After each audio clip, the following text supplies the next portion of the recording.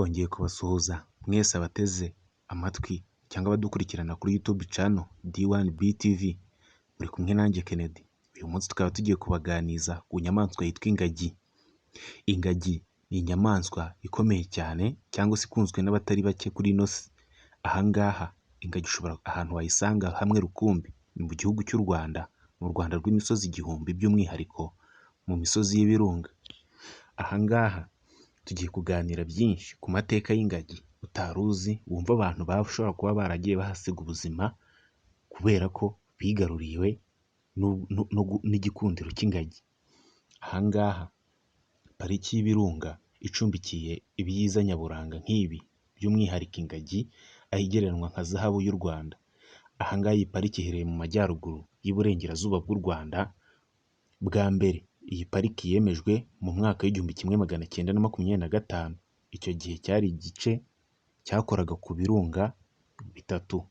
Ahangaha harimo Karisimbi, Bisoke na Mikeno. Ahangaha byemezwa ko kandi iyi pariki ariyo pariki ya mbere muri Afurika yashinzwe.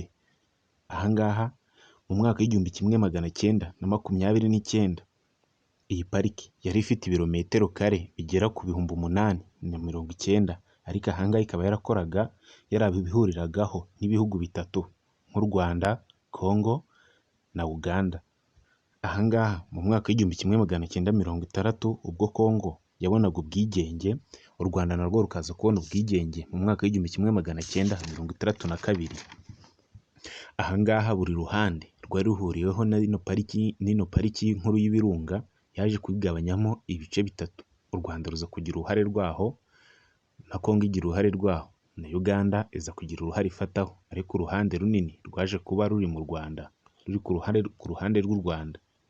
Ahangaha ariko dusubiye inyuma gatoya, mu mwaka w'1902 Umudage Umudage byaje mu pariki y'ibirunga kugira ngo haze kuvumburwa ingagi. Uyu Mudage yaje gutembera muri pariki y'ibirunga, ahabona inyamaswa atazi. Iyi nyamaswa zaramuyobeye, biza kurangira arashe inyamaswa imwe, aza kuyohereza i Berlin cyangwa se mu gihugu cy'Ubudage. Ahangaha muri laboratwari yo muri kino gihugu, aho haje gukorwa ubushakashatsi, biza kwemezwa ko kino kinyabuzima cyari ingagi. Nyuma y'aho ngaho umunyamerikakazi witwaga Dian Fossey cyangwa se ku izina rya Nyiramacibiri, nawe yaje gutemberera mu rw'imisozi igihumbi, aho yaje kubona ingagi azikoraho ubushakashatsi. Ahangaha uyu Dian Fossey akaba yaraje no kuba yitabira Imana muri kino gihugu, aho yari ari muri ayo mashyamba. Ahangaha iyo utembereye muri pariki y'ibirunga usangayo imva y'uyu munyamerikakazi Dian Fossey cyangwa se Nyiramacibiri, aho yaje gushyingurwa. Reka dukomeze turebe byinshi bigiye bitandukanye kuri pariki y'ibirunga. Uyu nguyu Dian Fossey akaba atari ibyo gusa, yaraje gushinga ikigo cyita ku bushakashatsi cyangwa se cyiga ku mibereho n'ubuzima bwa zino nyamaswa zizwi nk'ingagi. Ahangaha akaba yarashinzwe ikigo cyitwaga Karisoke Research Center. Ahangaha hakaba harakorerwaga ubushakashatsi ku mibereho y'ingagi mu rwego rwo kubungabunga imibereho yazo. Ahangaha ari nabwo iyi Research Center yaje gushingwa ahangaha iyi pariki y'ibirunga, ubwo yari ku ruhande rw'u Rwanda rwari rufite hangana n'ibirometero kare 2450.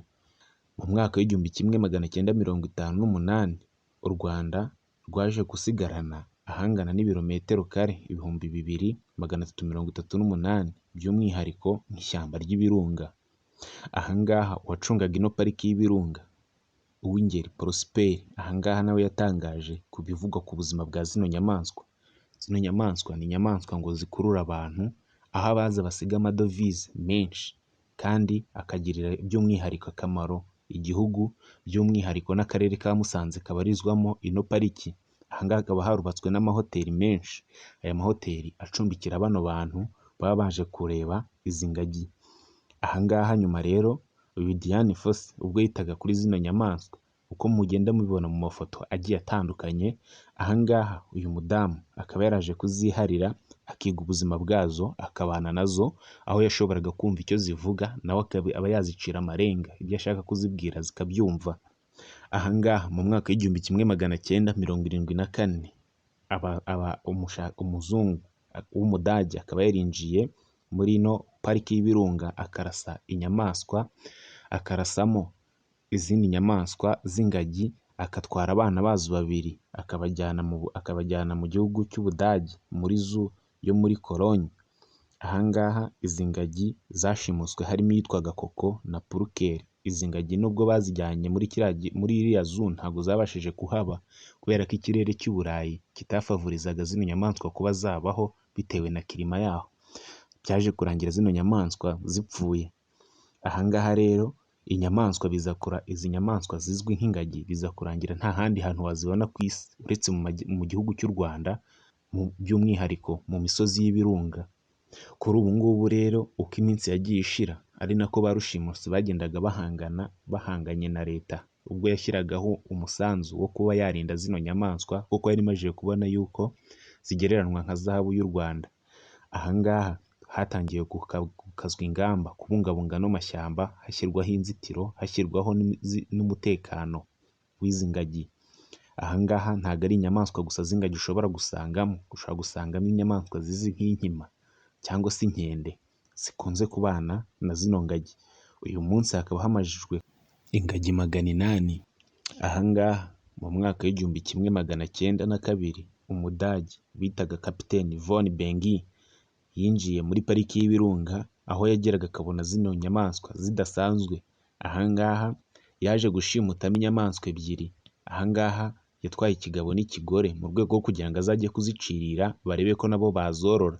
Aha ngaha nubwo kugira ngo afate zino nyamaswa byaje kurangira arashe zimwe mu zari zigize umuryango bano bana b'ingagi bavukagamo, biza kurangira azitwaye. Aba ngaba bashimuswe muri bano bana b'ingagi hari wo bitaga Koko na Purukeri. Aha ngaha bano bana Koko na Purukeri bagejejwe mu gihugu cya Berlin. Aha ngaha ni mu Budage. Aha ngaha ubwo zajyanywe muri laboratwari babanza gusuzuma ngo bamenye ubwoko bwa zino nyamaswa, ari nabwo haze kwemezwa ko ari ingagi. Ariko hagati aho ngaho izari zarajyanywe muri iyo zoo yo muri Cologne, aha ngaha byaje kurangira zihasize ubuzima kuko ikirere cy'u Burayi kitemereraga zino nyamaswa kuhaba, biza kurangira zipfuye kandi zaritabweho mu buryo bushoboka. Ibi ngibi rero bikaza gutuma u Rwanda aricyo gihugu ushobora gusangamo ingagi kuri ino si ya rurema. Aha ngaha u Rwanda rukaba ari nawo mutungo ugaragara ufite ushingiye ku bukerarugendo, aho bivugwa yuko igihugu cy'u Rwanda gifata ingagi nka zahabu y'u Rwanda. Ayo niyo mateka y'ingagi mu Rwanda. Naho nawe uherereye hirya no hino ku isi uramutse wumva ushaka kureba bimwe mu bigize ubuzima bwa zino nyamaswa zitangaje zakunzwe n'abatari bake kuri ino si ya rurema, nawe wazatembera ukazisanga muri kano karere ka Musanze mu ntara y'Amajyaruguru. Aha ngaha ari naho hanubatse amahoteli ahenze cyane muri kino gihugu, aho uba ufite amafaranga yawe wemerewe kuyarira kandi ukarya neza kandi ukabona na byinshi bitandukanye utari uzi. Mwari kumwe na Kennedy, naho channel yari D1 BTV. Nkwibutsa gukora subscribe ukajya ubona ibindi biganiro byacu bigiye bitandukanye umunsi ku munsi.